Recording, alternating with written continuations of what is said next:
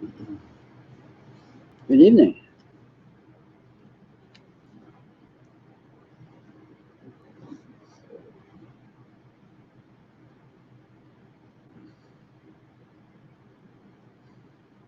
The basis of spirituality is that what this event is, what is happening here, is radically and inconceivably, drastically different than what people typically hold it to be.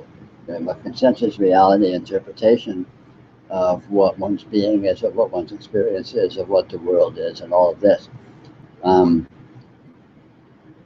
is very, very, very fundamentally different than what is actually happening.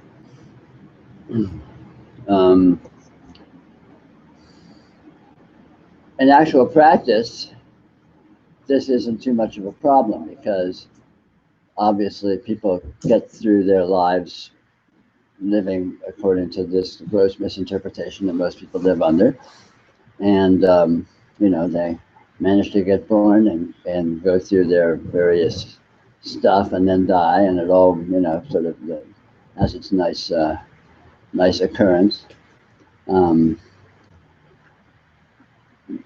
So it doesn't really matter fundamentally whether or not one recognizes what this actually is, or is living under a gross misconception that most people do. The difference is mainly one of implication. The implications of the consensus reality worldview are really pretty crappy. Life sucks and then you die, with various elaboration. I don't think I need to go into that with very much elaboration. You're born and you're this little, relatively impotent primate wandering around in this vast environment with all sorts of other circumstances which are either competing with you or completely indifferent to you, or want to actively kill and suppress and manipulate you. And so you're like a tiny piece on a vast game board that is being jerked every which way. However, I mean, this may be one version of someone's typical worldview. But the actuality of what is actually happening here is so fundamentally, so radically different than that. The implications of what this is, when one realizes it, one discovers one is at the mercy of absolutely nothing. One is, in fact, completely, what's the word? Completely invulnerable, completely immune from any outside influence. One lives in a condition of pristine purity that cannot be violated, that cannot be diminished whatsoever. And obviously the feeling tone of oneself and one's existence in that light has a very different implication than the feeling tone of consensus reality worldview, where you're basically pretty much screwed. Unless you're really lucky, and then you're not quite so much screwed, maybe. So it's kind of like the fine print, If you can recognize what this is, you get to take advantage of the fine print. It doesn't change anything, but it turns out you don't need to change anything, because everything you would want to change from the point of view of a consensus reality worldview turns out not to be the case anyway, so it doesn't actually apply. You've just had it completely wrong. So how can this happen? How can what this is and what it seems to be so fundamentally different? How can that happen? How can that occur? And the answer is a subtle one and a complex one. Consciousness, or intelligence, whatever it is, obviously has an immense power of fantasizing, an immense power of interpretation, so that we are in experience, which is actual, is real, and in actual fact, one's experience is not in any way concealed. or hidden or occult or blocked. Experience plainly and nakedly reveals what it actually is. If one looks and sees unbiasedly. But there's the rub. One doesn't look and see unbiasedly. One looks and sees in the context of this imaginative, interpretive faculty of consciousness, which supplies a very heavy-handed overlay of interpretation. And typically, one doesn't realize that this interpretive component is a part of one's experience. One just thinks, oh, that's the way things are, and it's all real, it's all true, it's just like that. Which, you know, may seem strange. It may seem, well, no, it should be easy to tell actuality from interpretation, actuality from imagination. But in actuality, it isn't, because of the power of intelligence, the power of imagination. And this is very easy to illustrate. We all have experiences that illustrate this very powerfully. For example, reading a book. You know, say you're reading a work of fiction. What you're actually doing is looking at black shapes on a white page. And yet, what's your experience of reading a really engrossing work of fiction that really moves you powerfully? The fact that you're looking at the black shapes on a white page appearing in your field of vision is the smallest portion of what you're experiencing. You experience this whole scenario, this whole elaborate dream involving all sorts of environments and circumstances and characters and events, none of which are actually happening. And yet, that is the story. The story, but it isn't the story. The story is just black squiggles on a white page, right? But all of this overlay comes with, and the consciousness is so ready to be seduced that it just gets sucked into smearing all that together, and it just eats it all up like a smorgasbord. Perhaps an even more obvious example, not more obvious, but more subtle example of the seduction is going to movies. You go to a movie, you know, and the movie can be really, just really effective. It can be really potent, really powerful, really juicy, you know, it really gets you going one way or another, right? And you're being jerked around, and all this is happening, and there are these people, and they're involved in all of these events, and it's all very poignant or exciting or saddening or whatever, right? All that there is patterns of light on a screen. There's no people there. There's no events. There's no environment. There's no cause and effect. There's no chain of events. It's just patterns of light on a screen. But the consciousness doesn't let itself just see that. The consciousness smears the patterns of light with this imaginative interpretive overlay. And it's all just a big gestalt. The consciousness doesn't discriminate between the two. It just, that's the movie. Sure, there's light on the screen, but it's also, you know, the hero and the villain and all this great excitement and all that. And that's the fun of a movie. If a movie was just patterns of light on a screen, why would you pay money for it? Except money is just patterns of light on a piece of paper, so why would you give a shit? but anyway. Another example, of course, is, which we're all very familiar with, is a dream. When you're lost in a dream, it's real. You're really there. You're really in this world. You really are the character that seems to be appearing in the dream. You really are involved in the events or whatever types of, you know, apparent circumstances seem to be going on, right? And it's all there, and it's all real, and it's all objective, and it's really happening into your life. And you wake up and you look back on it and you think, nothing was there. No one was there. You know, there wasn't even patterns of light, and there wasn't even a screen. Well, the dream just bootstraps itself up essentially out of nothing, out of whatever sort of raw material machine language that the unconscious has floating around in it, and just spits out all this incredible elaboration and makes it seem so real. So consciousness has this astounding power to sort of connect the dots, to fill in the blanks, to interpret based on raw data, which is essentially neutral by and large, and turn it into all of these elaborations which seem to have all of this wonderful emotional implication.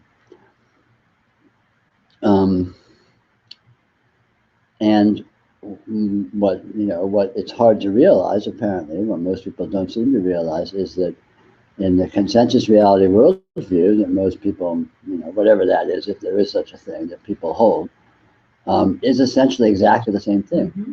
It's a completely built up fantasy based on relatively skimpy evidence, which has essentially nothing to do with what this elaborate fantasy is. So here I am, I'm in the world, I live in California, I'm in the 21st century, and I'm this and I'm that and blah, blah, blah. My history is this and blah. It's all bullshit. It's essentially patterns of light on a screen, or in this case, patterns of light in my field of vision, patterns of sound in the field of hearing, patterns of sensation tingling in the field of touch, and all of that, which is analogous to, and when you read a novel, it's analogous to the black squiggles on the white page. That is the only thing that's actually there, and all the rest is just fantasy, generated by the fantasy, and smeared to that as if it was one thing, and it's experienced as if it was one thing. So the consciousness is very ready to be seduced. It's very ready to lose itself in the basis of experience and supply an elaborate overlay of all sorts of content, all sorts of implication, which doesn't exist except in fantasy. And the consciousness is ready, eager, willing, and able to ignore the fact that it's actually generating 9/10 of that on a very skimpy basis. So this is the nature of the spiritual problem. The fact that what this event actually is and what it's experienced to be can seem to deviate so fundamentally, so radically. And the downside is the implications of our fantasies are always vastly less than the actuality. The nature of the actuality has some extremely delightful implications and inherent nature, which one gets to enjoy, and when one recognizes what it is, when one recognizes what one is. For example, you alone exist. You aren't existing in an environment subject to other things that are imposing on you that you need to protect yourself from, or that you need to dominate, or whatever your particular psychological strategy is. That's all fantasy. You alone exist. Essentially, everything that appears is your energy appearing to yourself, just like a dream.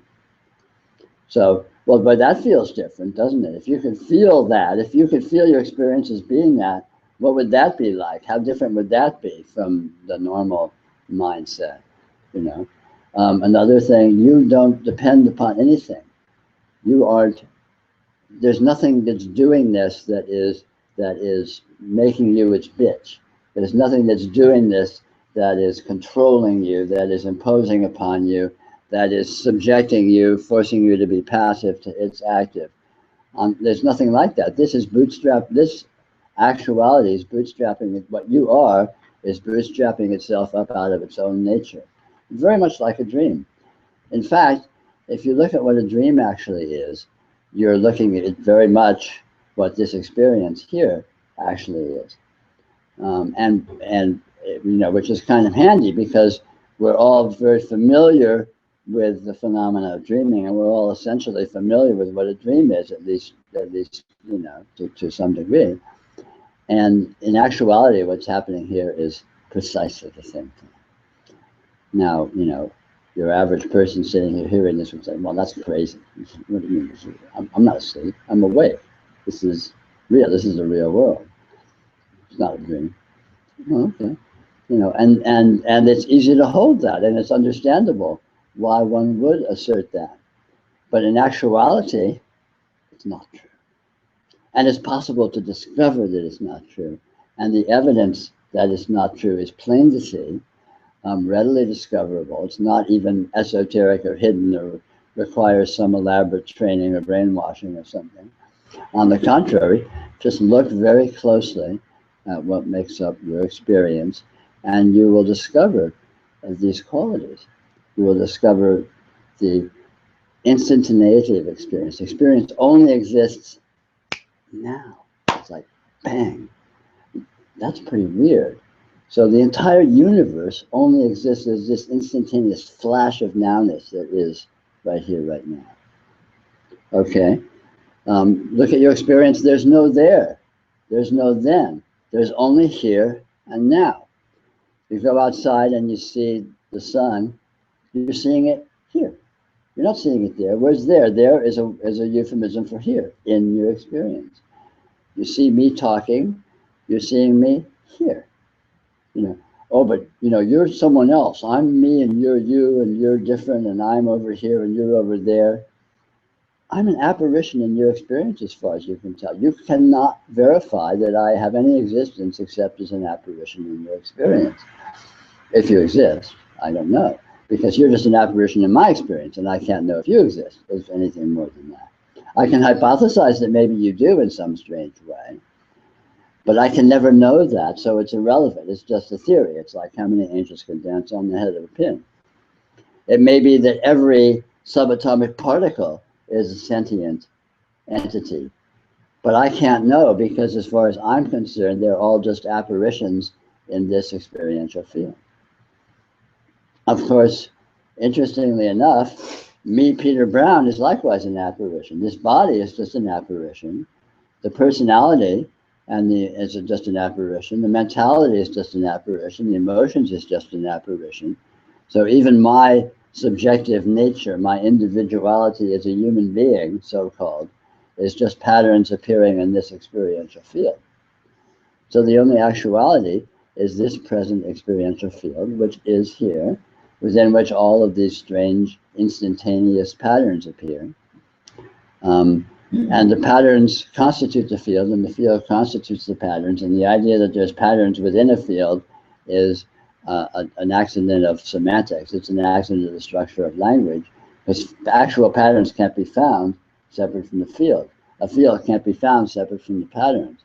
It's all just this that is here now. And you can't, then there's nothing else.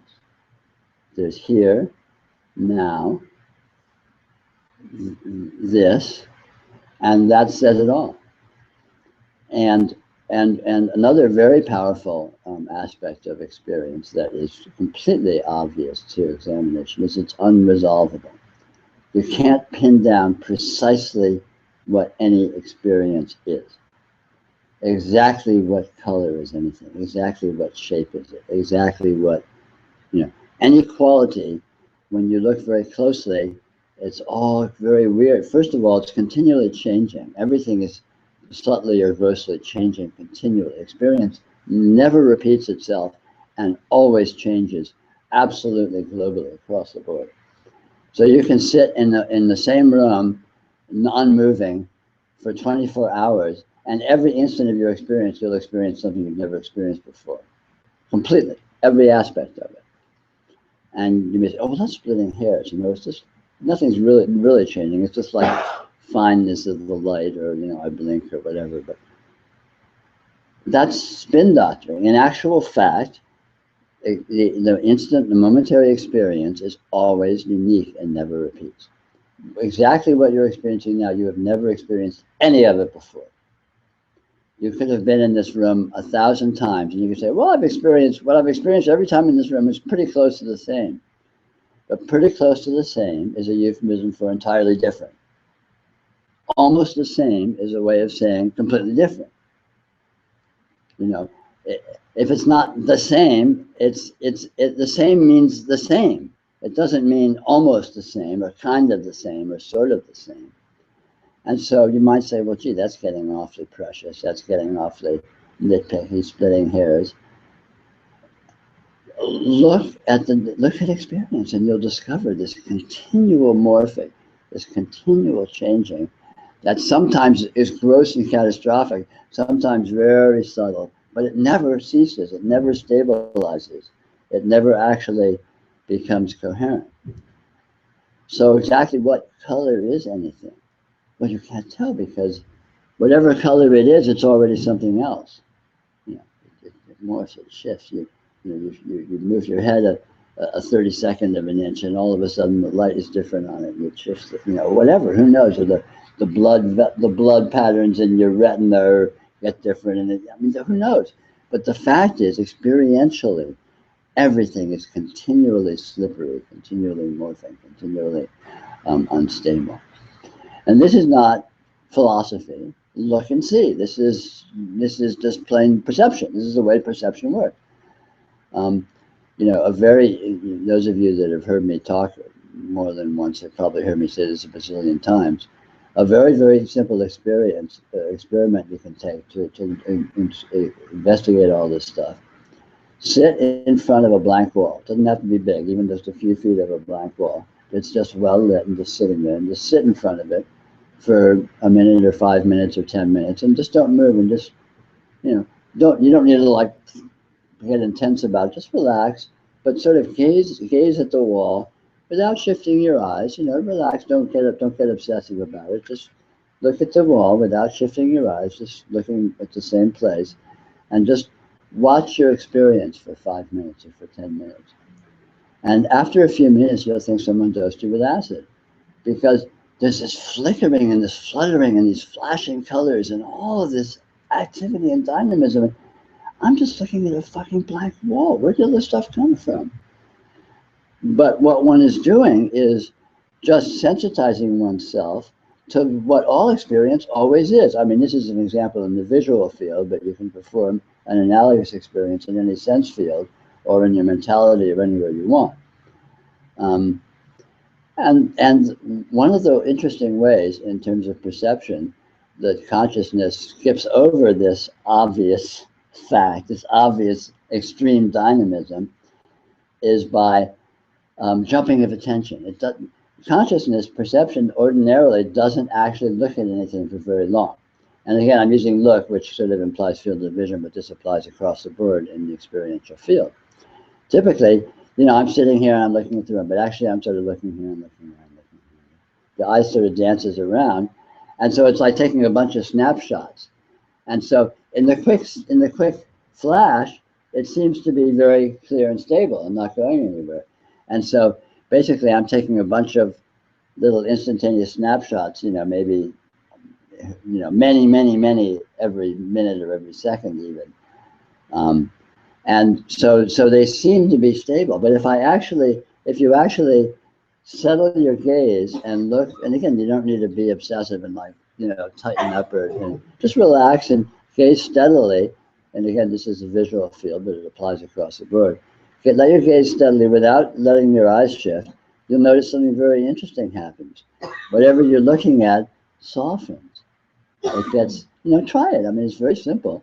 It softens. It starts to sort of breathe and morph. And I mean, in subtle ways at first, but it can happen very, very grossly and obviously too. So this is very interesting. So stability, which we impute to the objective world, doesn't exist experientially. It doesn't actually exist. So it's supplied in imagination, it's supplied in fantasy, essentially, in interpretation, spontaneously and effortlessly by the intelligence as an overlay of the actual experience, which is much more fluid and dynamic and unstable.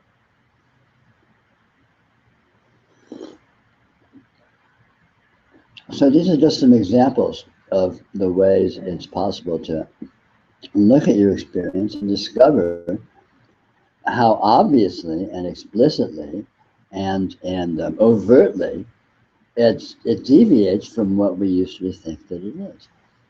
And in doing so, one can have a radical paradigm shift where it can be kind of like an optical illusion where you're looking at it and it seems to be one thing, like you're looking at it and it seems to be two faces looking at each other, and you're looking and all of a sudden, oh my God, it's a vase. There's no faces, whatever. And, so-called spiritual realization is very much like that. Because one has been looking at this all along, thinking of it as, oh, it's me and I'm in the world and there's all this stuff around me and all this stuff is happening and going on. And all of a sudden it can shift. Oh, I'm here alone. There's just this this field with all of these, these experiential qualities appearing in it subtly, dynamically, with an obvious infinity and unresolvability. And the whole feeling tone and implication of that is drastically different. So that's kind of a skimming overview, but that's basically what all this stuff is about. This is the essence of what spirituality is about.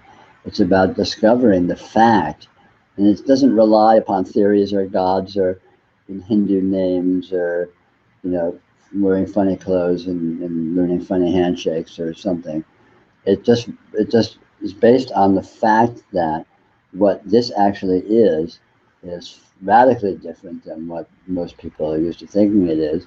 This is discoverable, and the implication of this discovery is, to say life-changing is to minimize it, but it turns out to be pretty cool anyway. I was just wondering, technically, do all the variations of the visual experiments you mentioned work, like being in a dark room and just seeing what kind of lights are in the room? Absolutely. Yeah. But try it yourself and see. Or it probably doesn't matter if I wear my glasses because I'm on your side. No, or you can close your eyes. You just do it. It's very easy. You just close your eyes and look at the, the challenge with closing your eyes is you'll have a tendency to drift off into dreaminess. But if you can close your eyes and just keep your attention to some degree just on the field of vision, you'll notice this amazing, astounding dynamism. All these little flickers and shapes begin to come and go. And I mean, it's actually a lot of fun and entertaining to do, because you'll discover, what you may be used to thinking of as the non-entity, the boring blankness of closed eyes, is actually this incredibly entertaining, amazing display of just incredibly dense information. Some people get that on medic mushrooms. Yeah, same thing. What's the same thing? Well, psychedelic drugs do this. They chemically and heavy-handedly reveal the slipperiness of perception, the slipperiness of experience. But what you find on magic mushrooms or LSD is exactly the same thing that's happening all the time, because it's experience that's like that. It's not, that isn't created by the drug. The drug just makes one more sensitive to the fact that is so.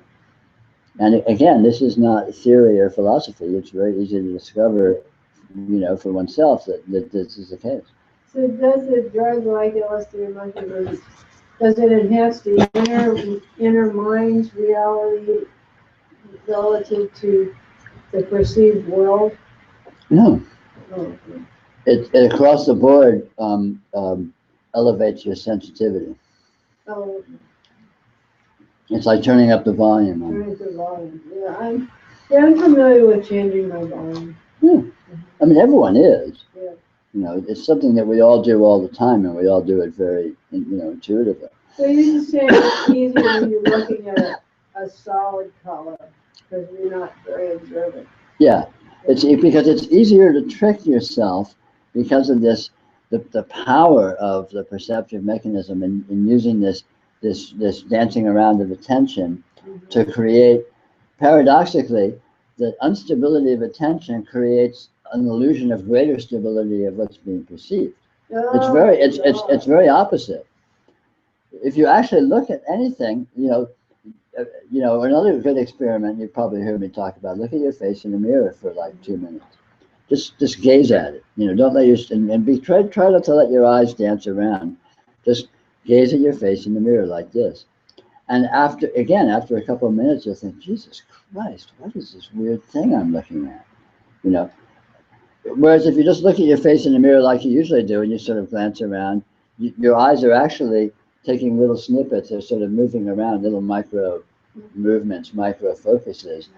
And when you do that, paradoxically, that creates an illusion of more stability, and your face seems to look a certain way. But if you just relax and gaze steadily at a face, you don't even need to be a mirror, you can use someone else's face. You just look steadily at it without letting your eyes dance around. And all of a sudden, the whole thing just gets weird. It gets squishy. It gets, there's no words for what happens. But this is what experience is intrinsically that the consciousness typically doesn't really let itself notice. The consciousness seems to be heavy-handedly biased towards creating this overlay of interpretation, this overlay of stability, which actually creates a complete erroneous illusion. Mm-hmm.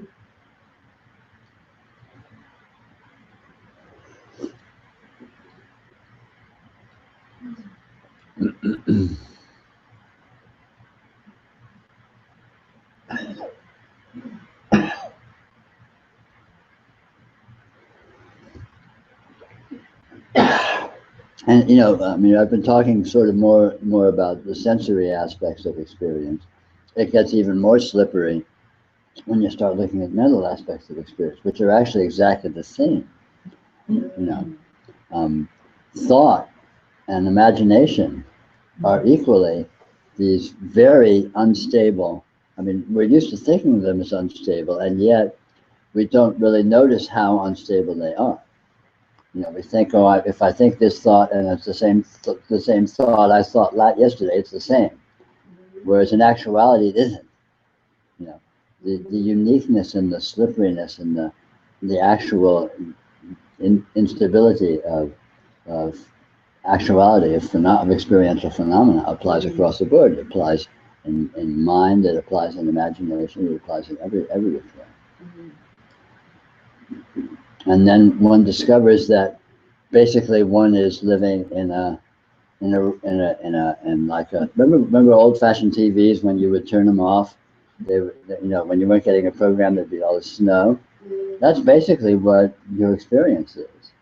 It's extremely sophisticated, apparently patterned snow. But if you look at any of the patterning, ultimately all you find is this incoherent snow. So all the coherence that everything seems to have doesn't actually exist. Or let's say exists in a very strange way. You know, and modern physics basically says the same thing. You know, we think of, well, the rug is here and the floor is here, but if you would actually see, you know, the subatomic particles interacting, coming out in and out of virtual existence or whatever they do, you know, you see this matter is actually just empty space and so on and so forth. And, you know, it's easy to think, oh no, that's theoretical because this is real. But in actuality, it's not theoretical. It's like that. You know, and it's even like that experientially, because again, when you look at your experience, you look at something that seems to be solid, and in actuality, it's made of all sorts of slipperiness that doesn't actually hold together, doesn't actually come together, isn't actually anything. I mean, like you can feel a table or feel something that you think of as solid, and it's like, oh, it's really not, man, this is solid, what do you mean? Right? But then close your eyes and feel what the solidity consists of. And solidity consists of an ever-present dance of little flickers, of little tingles. That's all it is. You can't find anything else. So the solidity, the coherence of it is an overlay in imagination that's free associated on the actuality of this bizarre electrical tingling thing that the actual sensation is. You know, so solidity is like a blanket of tingles, a blanket of sparkles. You know, and like, how does that work? I don't know, but it does. You know, and again, if you look at any of your experience, you find an analogous situation where the actual stimulus of what's present, you know, is way less coherent than we're used to holding it as being. So I can think, oh, that's solidity, but the mind supplies this solidity and creates, you know, solid. Oh, this matter, it's hard, it's solid. You know, it's going to stub my toe if I walk into it. All true, but what those words really mean is different clouds of sparkles and tingles. And if you look close at your experience, you actually see that. We don't usually bother doing that because we usually are caught up in our shit. You know, we're usually caught up in avoiding stubbing our toes and stuff. But if you actually take the time to look, it's very apparent. You discover this, and the implication of that, the feeling tone of living in this world of sparkles and tingles, is a whole different thing. Do you think that the various techniques of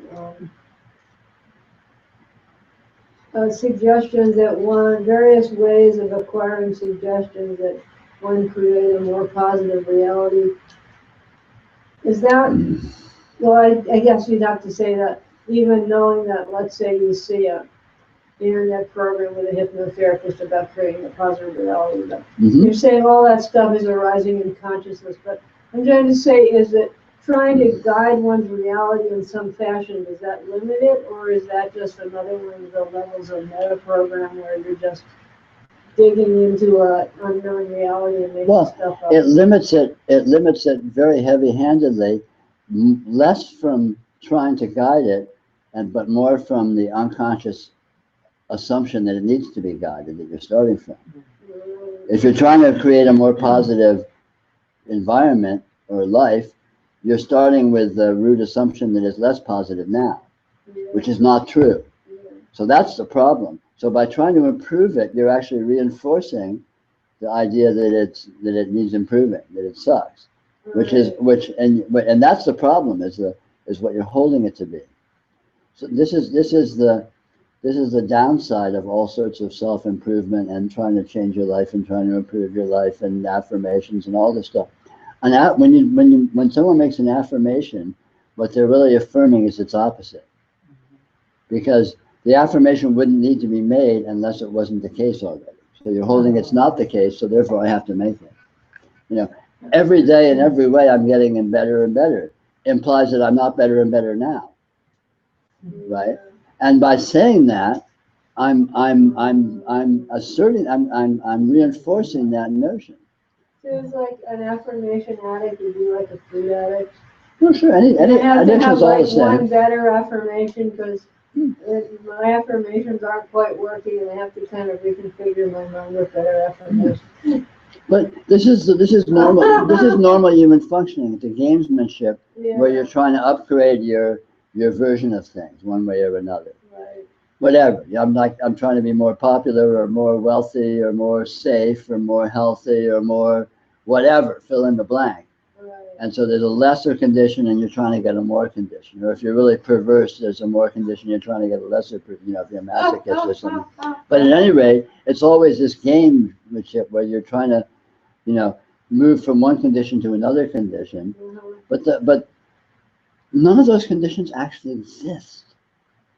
So if you're trying to improve or for that matter, deprove anything, you're already lost, you're already drowning. You're already drowned in samsara, so to speak, because none of that actually exists.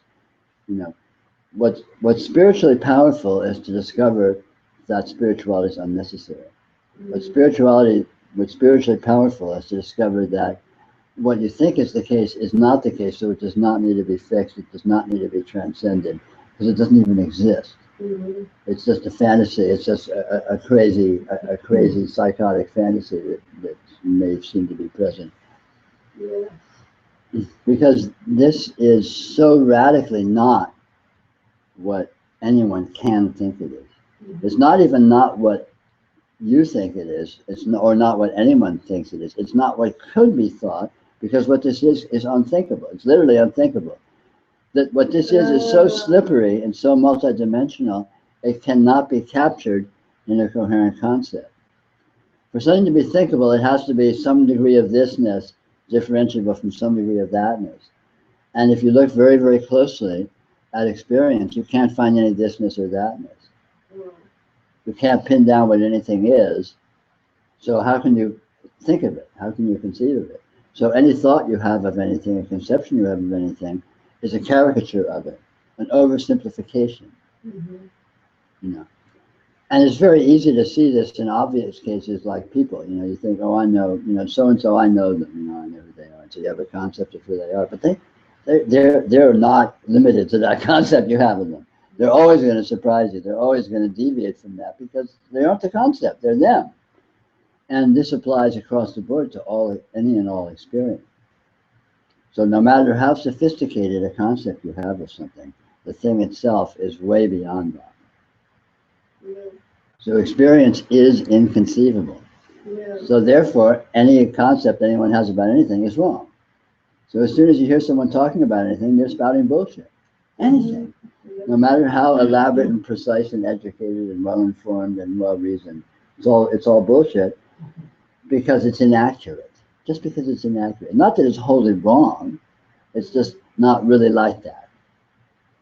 And a miss is as good as a mile.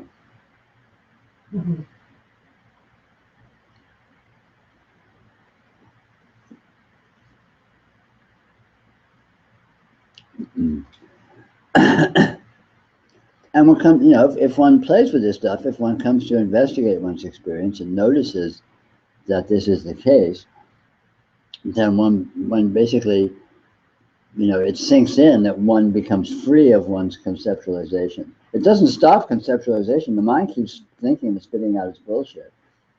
But it's not believable. It becomes less and less believable as you see that thought cannot capture actuality. So thought is always a modeling actuality, but it's always modeling it badly. Thought creates maps, and the map is not the place. It just isn't.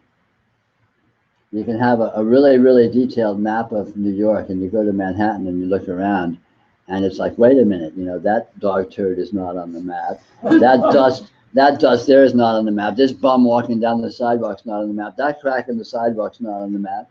So it's like, so the map is not the place.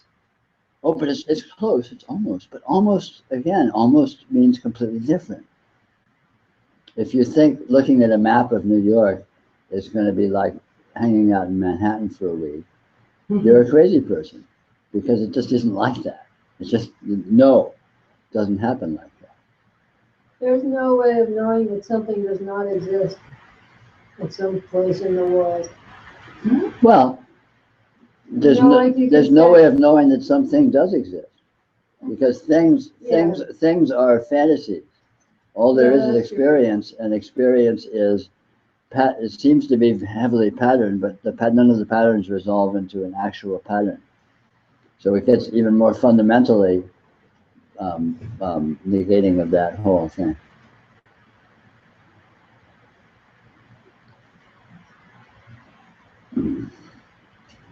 That patterns are that what all I mean, look how densely patterned your experiences. You can look at your visual field. Look at all these shapes and colors and blah, blah. Yeah. And we use this patterning as the basis for differentiating. It's like, oh, these patterns are pictures on the wall, and these patterns are people, and so these patterns are chairs they're sitting in, and these patterns are cup.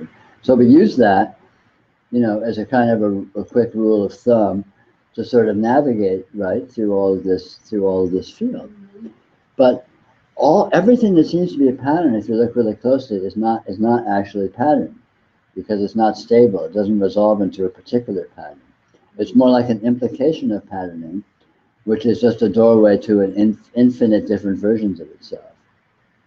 And that's what everything and anything is. So, when something seems to be a thing, you're being superficial with it. And if you're with it more intimately, you discover its thingness just opens up into just a universe of profundity, a universe of experiential qualities that just don't really cohere into a nice, simple whole. So the thing, this, like this cup, here's a cup of tea. That's just a cup of tea, right? But so on that level of it being a cup of tea, it seems to be coherent. It seems to be something. But if I go look in, what is the experience of this thing actually? It never settles down. It never stabilizes. It never has a final version. It's just a sea. It's a universe of qualities, and they all ultimately diverge from each other. So the cup is like, a cup is like a window. When you look through the window, you find everything else, and the window didn't go anywhere, but all this comes with it. So you can't separate the window from what it reveals, because it's all one thing. That may be a slippery analogy.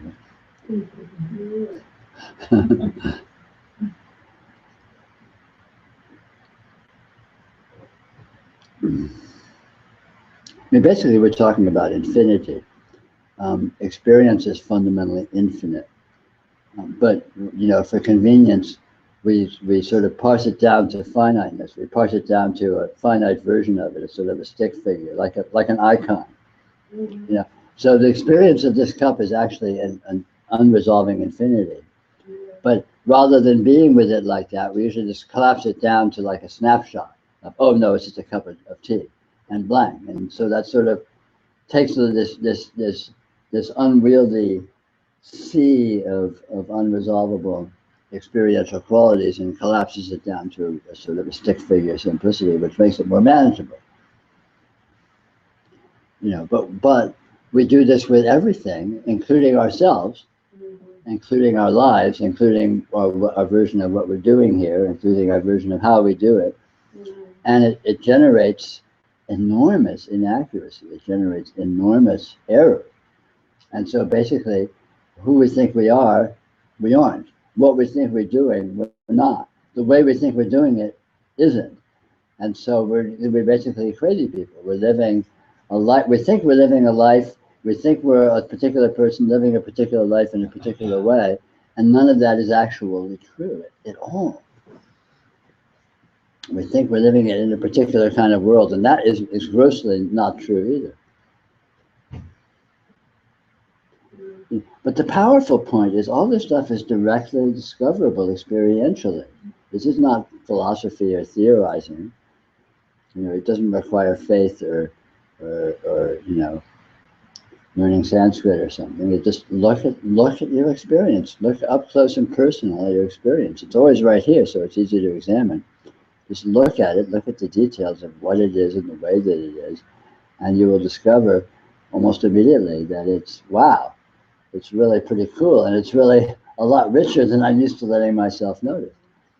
And in that richness is an implication that it's so different than what we're used to thinking it is. And ultimately, one discovers unthinkability, one discovers infinity, one discovers that there is only this inconceivable field, which doesn't consist of objects, doesn't consist of situations, it's just this infinite field. And that's what you are, and that's what reality is, and that's kind of different. Unthinkability is what you can't think about? Sure. Because your mind is blank is so. Well, no, it's not that the mind is blank. The mind continues thinking, but the thoughts aren't about actuality. The thoughts are just creating this. It's like the thoughts are like, you know, the thoughts are like a crazy old lady in the back room of the house that's just like spinning off these fantasies of how, you know, the bums in the street are trying to get her or something. It has nothing to do with anything that's actually happening. And so the mind is like that. The mind is sitting here thinking like, oh, well, here I am at this talk, and I got to keep spouting bullshit. And let's see, we've got about 45 minutes to go that I can go home and do some reading and go to bed. And so that's what the thoughts are doing. So you're saying unthinkability is a dysfunction, an intrinsic dysfunctionality of the human mind? No. Unthinkability is just an inherent nature of actuality, of reality. I actually don't know what it is. I don't come here to know about. You're saying it's the stuff that we're not thinking about that's real. It's not that we're not thinking about it, it's that what we're thinking about isn't the way we're thinking about it. The thoughts don't capture it accurately. It's not unthinkable because we're not thinking about it. It's unthinkable because the thoughts we're having about it are completely inadequate to what it really is. And typically we don't notice. Typically we think the way we're thinking of it is pretty accurate. We think, oh, I think I know who I am, and I think I know what the world is, and I think I know what's going on here. So we're assuming our thoughts are pretty accurate. But the thoughts are grossly inaccurate, and that's the problem.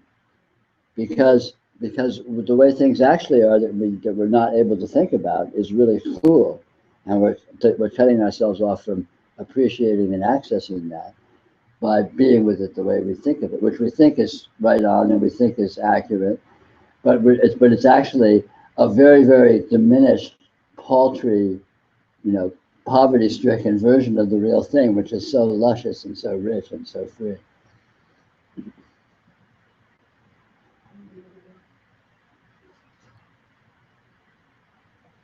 I'm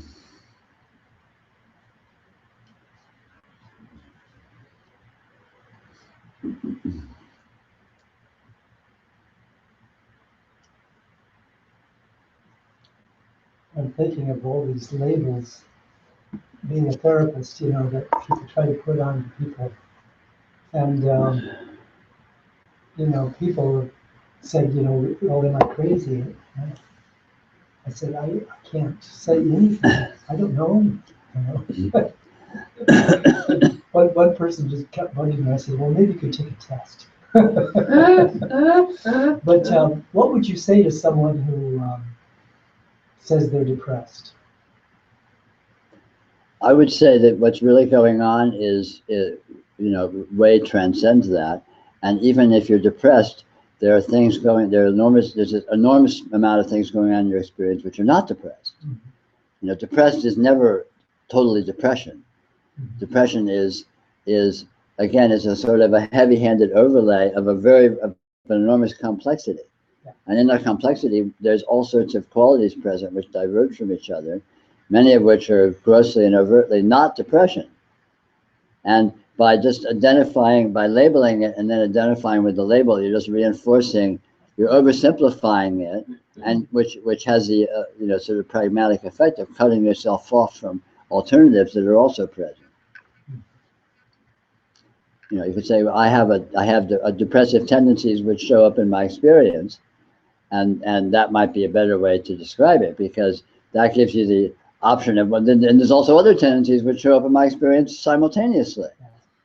You know, for example, you know, so again, you know, labeling is always an oversimplifying, and it has the effect pragmatically of cutting off options. You know, it's like newspeak. You know, it's like propaganda. Mm-hmm. You know, it's like what the government does. You know, you create a really stupidly simplistic situation, and you dumb down the perceiving consciousness to think that's the only option. That's what it is.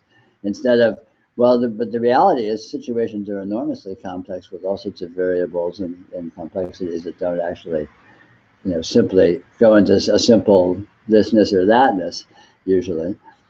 And if you look at them that way, it's a very different, you know, the options that seem to be present, the implications is very different. I mean, that's basic brainwashing technique, is create caricatures, create oversimplifications. Yeah. You know, this is this, that is that, instead of this is an enormous open-ended complexity which includes all sorts of elements, some of which seem to be somewhat like this. Do you ever wonder why consciousness is doing this hide and seek game? Well, of course, it's fascinating. I mean, that's sort of the big riddle, isn't it? And of course, there's no answer that can be found. It certainly seems to be what it does, and so one can imagine that that is intrinsic to its process, to the extent that it has a process. But again, it can't be modeled. So you know, trying to answer it or explain it or find an answer to it is essentially the quest for trying to create a model, which is a fool's game. It's fun. I mean, there's nothing wrong with fool's games; they're entertaining, but they're never going to get you anywhere. Yeah.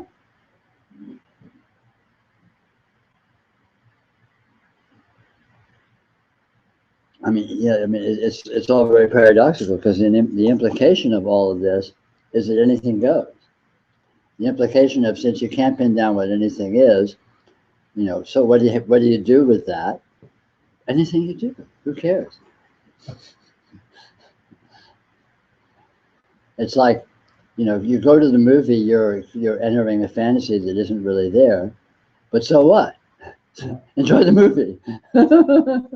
Or not, or analyze it and sit and look at the phenomena of how consciousness imposes all of this elaborate interpretations on the sensory information that's present. You can do that too. That's cool.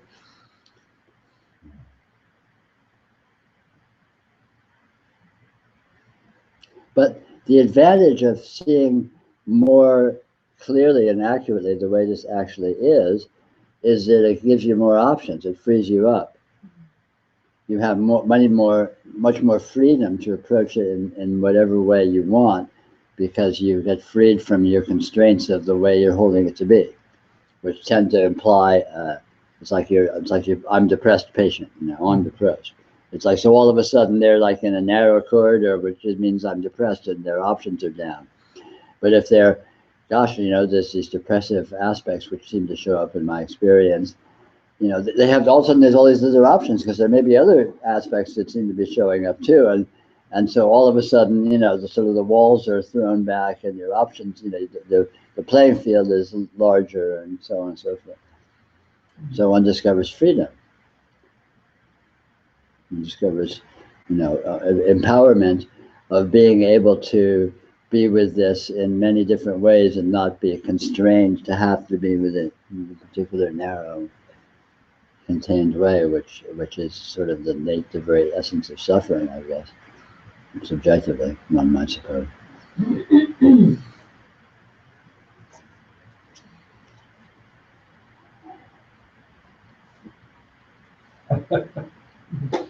I'm wondering if there can be a tendency to be too obsessive about seeing consciousness constant. Like someone in a movie theater saying, "It's just a light show. It's just a." Of course, of course. Yeah. One can be too obsessive about anything. Yeah. Because holding anything as being any particular way is always ultimately a partializing of it. Uh-huh. And yet, for purposes of exploration, for purposes of investigation, it can be very useful to discriminate these things. Uh-huh. But that doesn't make the discrimination final or actual. Yeah. Because, however you discriminate it, the elements you've discriminated it into are going to themselves be susceptible to further discrimination, which will reveal that they are what they seem to be. There's something else too. Uh-huh. It's turtles all the way down. There's no final version of what this is. And yet that's discoverable. And that's very empowering. So, looking at, oh no, it's just the movie isn't there. The movie is fantasy and sensory information. Okay, cool. So then you look at, but what is fantasy? Yeah. And all of a sudden, fantasy isn't just fantasy. Fantasy itself is a whole universe of qualities that are all intimately explorable, and every and any one of them is explorable, and so you're just off and running. Wherever you look, you're off and running. But the invitation is to do that exploring, to do that investigation, to open it and follow it, rather than just be closed in and stuck. And which is actually okay, because there's nothing actually gained by being with the openness, and there's nothing lost by being with the closedness, because they're both imaginary. Neither of them is a final condition. But you get the subjective enjoyment and appreciation of the freedom of the openness of exploration, versus the subjective suffering and downtroddenness and woe is me-ness of the closedness of thinking, life sucks and then you die, and it still sucks.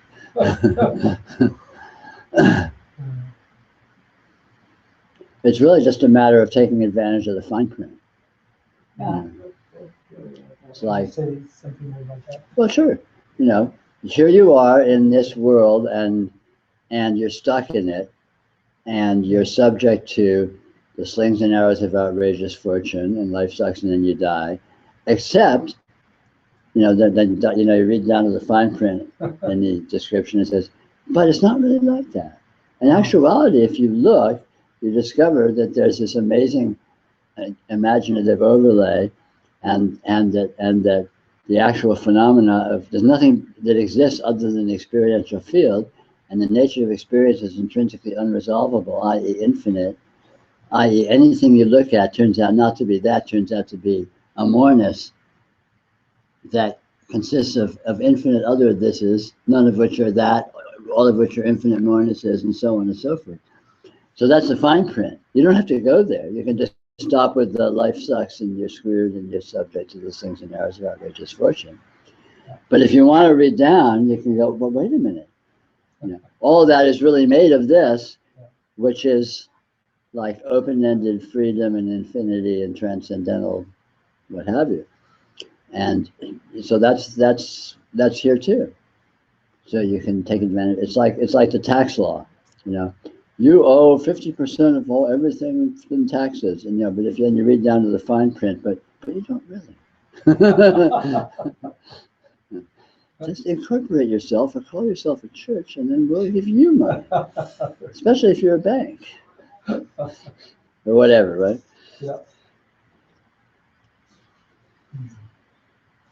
So you don't have to. I mean, that's the spirituality is an opportunity. It's not an obligation. It's like, it's an option. There's this great possibility of discovering this wonderful, open, freeing, joyful, secret that is readily discoverable, but you don't have to. But it's possible, and you can check it out for yourself and see if you're interested. And if you aren't, that's cool. Nothing lost.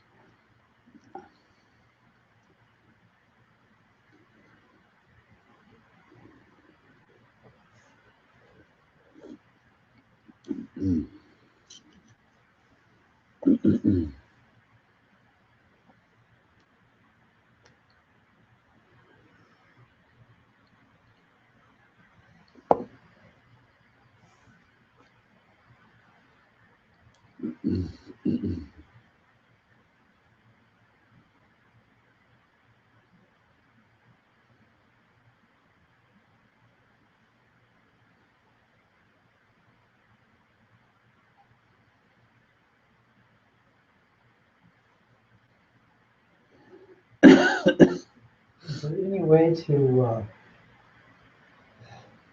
maintain so you don't get pulled into the drama so quickly? Is there any way to? Familiarity. Yeah. I mean, the very nature of this is to drift through itself and continually shifting. So it continually gets pulled into the drama and so on. Yeah. But even in that, it's always a dynamism, and even in that pulling in, it's never totally pulled in. Yeah. It's like the depression. The pulling in can happen, but even when pulling in's happening, there's this whole vast areas of experience that are just off and running somewhere else. And so again, by familiarity, by familiarizing yourself with the way that is actually the case experientially, one becomes more and more empowered to take advantage of that. So then even when one's pulled in, one isn't so pulled in. When you're not stuck in it, you're just sort of off and running, and you kind of look at it with a bemused semi-enjoyment and whatever happens, it's always going to be a transition into something else, because that's the very nature of experience. Nothing is actually anything. Everything is actually just a becoming of something else, which is not actually it. It's just another becoming of something else, and so on forever. And again, the more one looks at this, the more apparent that becomes, and so the more one has a sense of experience as that. So all of these dynamisms are just like the waves in the ocean. They're not problems or solutions or impediments. They're not losses and gains. They're just different energy aspects of something that is not gaining and losing anything. The ocean doesn't gain anything when the wave goes up, and the ocean doesn't lose anything when the wave goes down.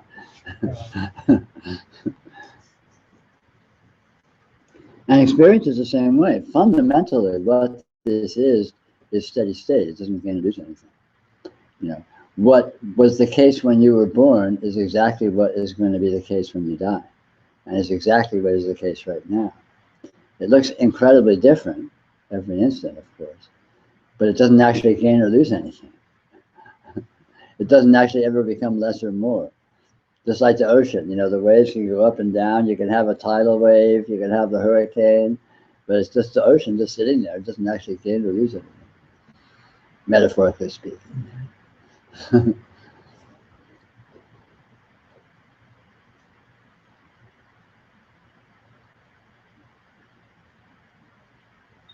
And so what one gets an immediate sense of this, a very self-verifying sense that this is the case, just moment to moment.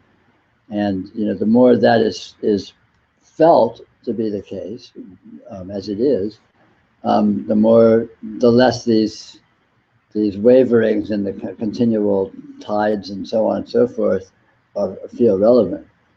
They never cease, of course, but they're seen to be what they are, which is sort of variations on the same thing, without any actual gain. Nothing is actually being threatened. Nothing is actually being, there's no implication. So one develops a kind of a inherent background sense of invulnerability, even as all the shit's happening, because one you just see, well, here I am. All the stuff in my life has happened, and here I am. And I can always say that, and it's always exactly the same. Here I am.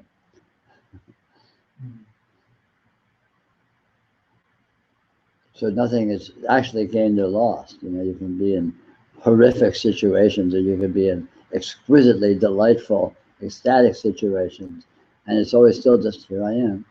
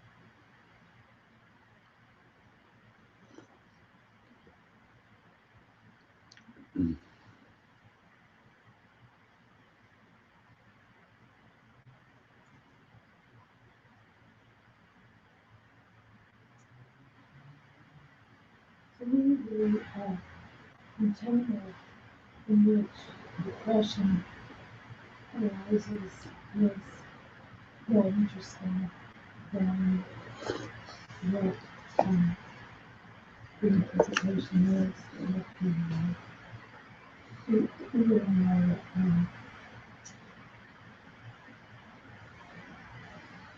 though the very overall being that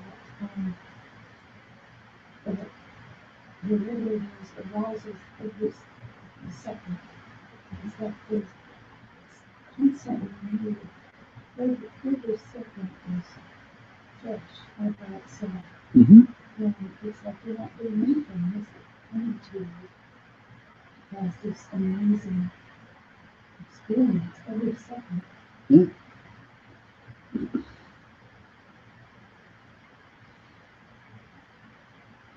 Yeah, I didn't really touch on that when I was enumerating some of the obvious characteristics of this actuality, and that's its spontaneity. It's unstoppable spontaneity.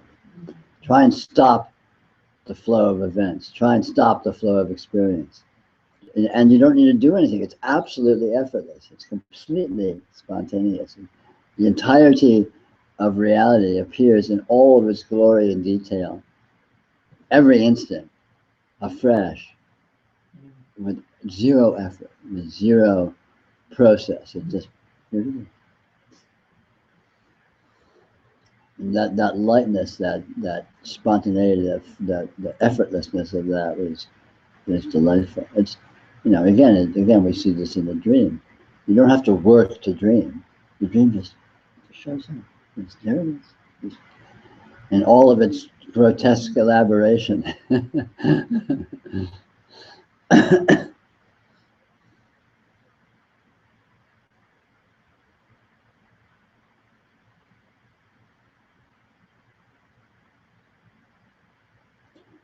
you know, and in terms of investigation, a very powerful and empowering fact is that there's no limit to the intimacy with which you can be with experience, with which experience can be experienced.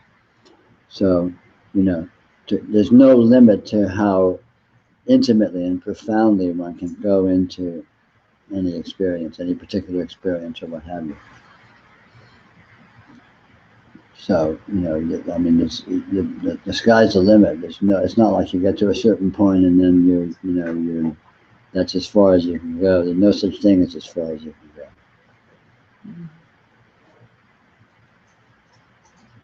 Yeah, the expectation of resolution is such a stumbling block. Yeah, that's the only stumbling block, really. And again, you know, that just over time, that just becomes disproved. You just keep investigating, and nothing ever resolves into anything. Everything is always it's like trying to find the horizon. You know, the horizon, you never get there. Trying to find the vanishing point, you never get there. You know, it's always there's an implication. Oh, it's right there. You know, you look at the rainbow. That's the end of the rainbow. Oh, it's right there. Try and get there. So, oh, I know what this is. It's exactly that. It's like, oh yeah, try and find exactly that. And you go into the experience, and again, it's like trying to find the horizon or the end of the rainbow. Whatever you thought your starting point was, it just keeps going on and on and on experientially. And it never resolves into anything that is final or coherent or stable. So it's just endless slipperiness, just endless free fall. I mean, it's really kind of nice because the experience happens to be like that so explicitly. You know, it's a lazy man's dream because you don't need to learn elaborate philosophies or think high thoughts.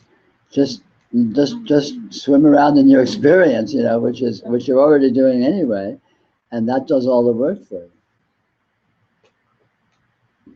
It's so much simpler than learning something or understanding something or studying something.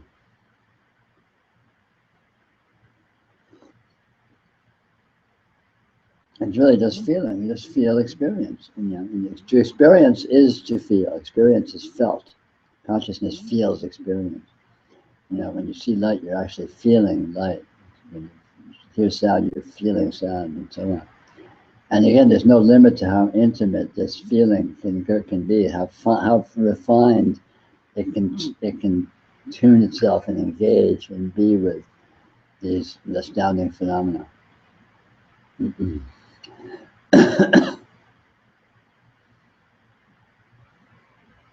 But you never get to an end. You never get to a stopping point or a finality or a dead end. It just always is always more, always onward, forever. Wouldn't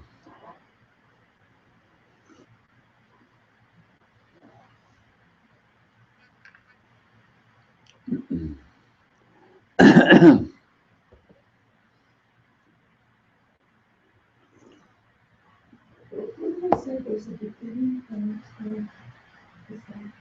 this seeing that this is opens up a new beginning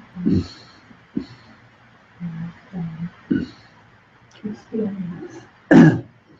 I don't know. I mean, it depends. Beginning is slippery because, again, you have to find an actual beginning. The beginning is usually when you think something is a certain way, which is usually unconsciously. And then you look at what it actually is and you discover it wasn't that. And so it being what you thought it was is the beginning of the discovery that it's not that, which is, you know, the beginning of investigation, which never ends.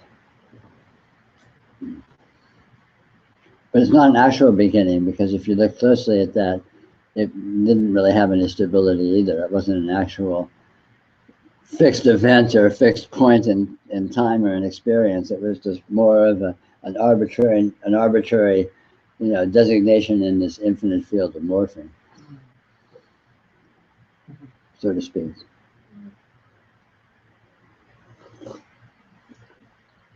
So So would you say it's the seeing of, propensity to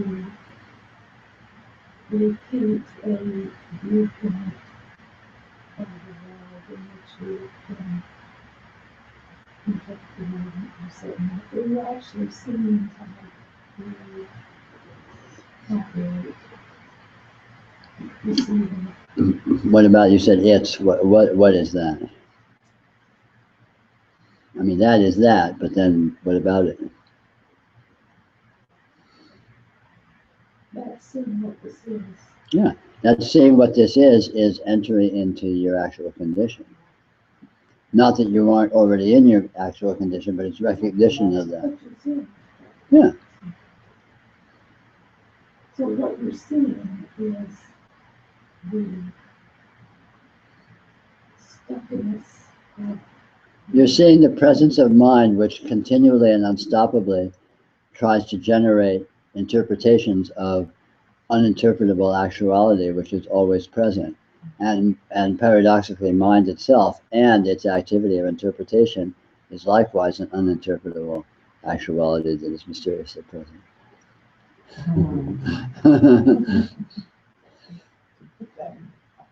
Yeah, take that. Take that, Trump. I'd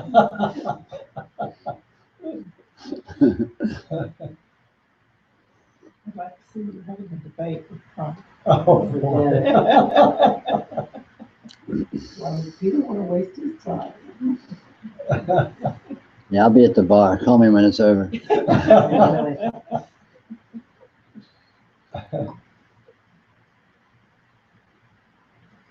Yet there is no continuity, None whatsoever. none whatsoever. And yet, the non-existence of continuity is not resolvable as such. No, and we have the tendency to think that we recognize where we are at. Yeah. And it's realizing that recognition is false. Yeah, it's a fantasy. That is the awakening. One discovers the absolute unavoidable nature of actuality of slipperiness. I mean, that's a whole other realm of investigation, is the unresolvability of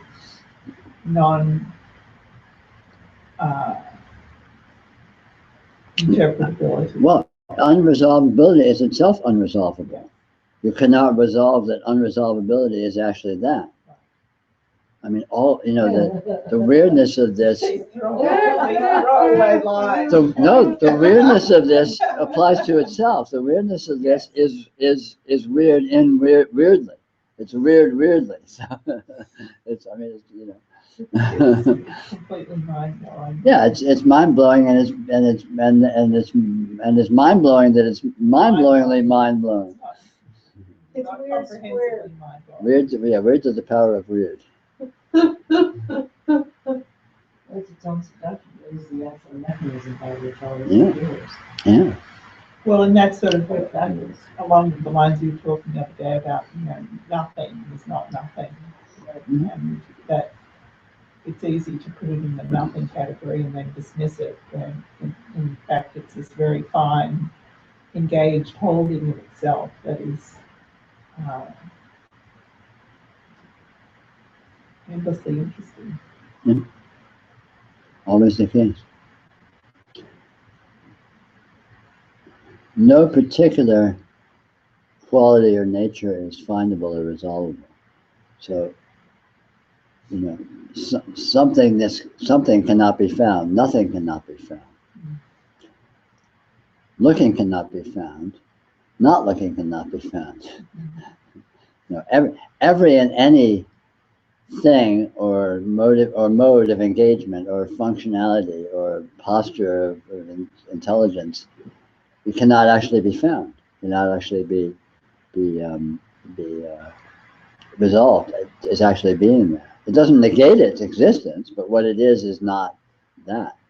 Consciousness, for example, cannot be found. You can't resolve consciousness. It doesn't negate consciousness, but that consciousness is consciousness in any simple sense. Try and find consciousness. It's like, what? Where? Oh, there it is. There it goes. Oh no, it just left. Well, consciousness not found can be recognized. Yeah, it can be recognized, but in recognizing, you're recognizing something you can't say whether or not it's consciousness. You can't say. Exactly. Which is all recognition is always of whatever transcends what you were started to look at.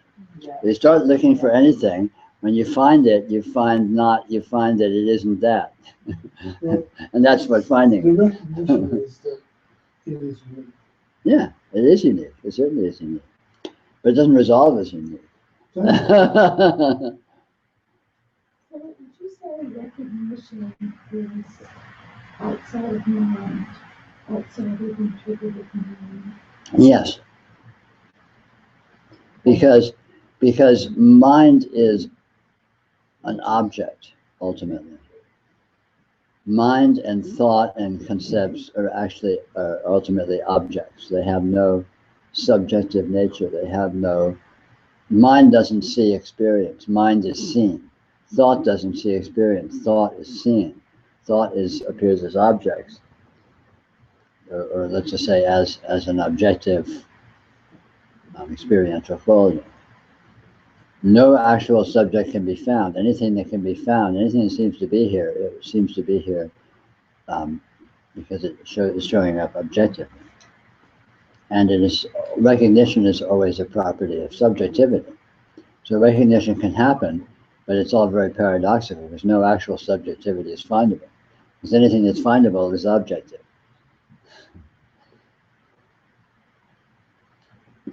But all of that differentiation is really completely absurd and pointless because objectivity can't be found and subjectivity can't be found. So even using those as categories is sort of playing a practical joke. Yeah. No, of course. So what do you think still made recognition? Huh? I mean, we don't know, but I mean, how would you It's inconceivable, but everything's inconceivable. Don't let the fact it's recognition is inconceivable stop you from recognizing. That's what I would say about recognition. Well, sure, but don't let the fact that you can't do it stop you from doing it.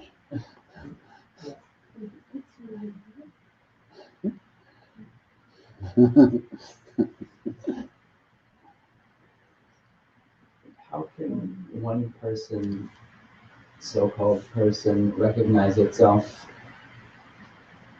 as the all without every other person recognizing itself as the all?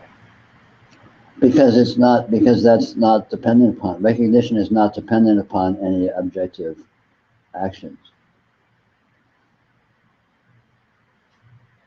In other words, everything and anything is the all, in actual fact. So any recognition of that is not dependent upon any. So this is the all. Recognizing that this is the all is not dependent upon recognizing that is the all. This is also the all. Recognizing this is the all is not. And so likewise, the recognition is an inherent property of reality. It's inherent in the nature and the potentiality of reality to recognize itself.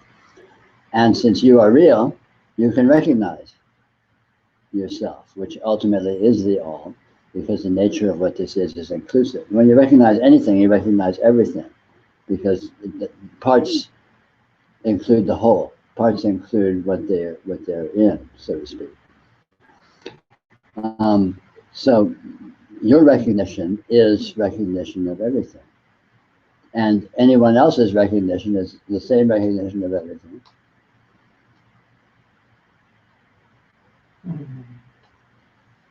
But in practical terms, you're on your own.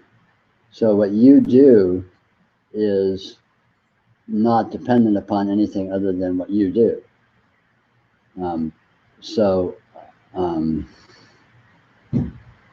There can be infinite degrees of apparent interaction.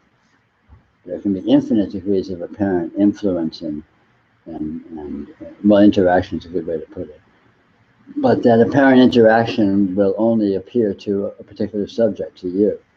So all interactions in your life, you know about them because they appear to you. So they're your experience. And that doesn't negate them.